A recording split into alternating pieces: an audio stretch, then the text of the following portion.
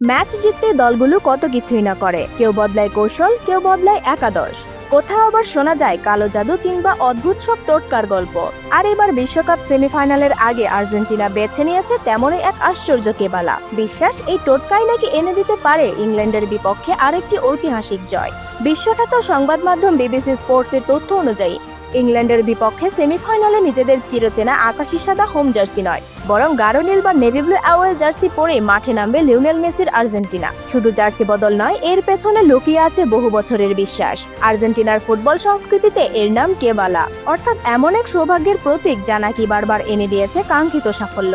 ইংল্যান্ডের বিপক্ষে সেই বিশ্বাসের পেছনে ইতিহাসও কম শক্তিশালী নয়। 1986 বিশ্বকাপের কথা মনে আছে? ডিয়েগো ম্যারাডোনার হ্যান্ড অফ গড আর শতাব্দীর সেরা গোল দুটো এসেছিল এই নীল জার্সি গায়ে। সেই ম্যাচেই বিদায় নিয়েছিল ইংল্যান্ড।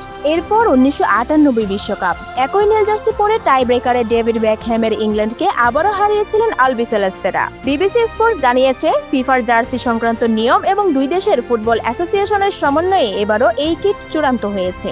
ইংল্যান্ড খেলবে তাদের পরিচিত অল হোয়াইট হোম কিটে, আর আর্জেন্টিনা মাঠে নামবে নেভি ব্লু জার্সি, কালো শর্ট এবং কালো মোজায়। তবে প্রশ্ন হলো, ইতিহাস কি সত্যিই জার্সির রং দেখে ফিরে আসে, নাকি এগুলো শুধুই বিশ্বাসের গল্প? উত্তর লুকিয়ে আছে 90 মিনিটের লড়াইয়ে। তবে ফুটবল বারবার শিখিয়েছে, কিছু কিছু ম্যাচে কৌশলের পাশাপাশি বিশ্বাসও খেলতে নামে। আর সেই বিশ্বাসের রং যদি হয় নীল, তাহলে আর্জেন্টিনা চাইবেই ইংল্যান্ডের বিপক্ষে ইতিহাস যেন আরেকবার নিজেদের পক্ষেই লেখা হয়।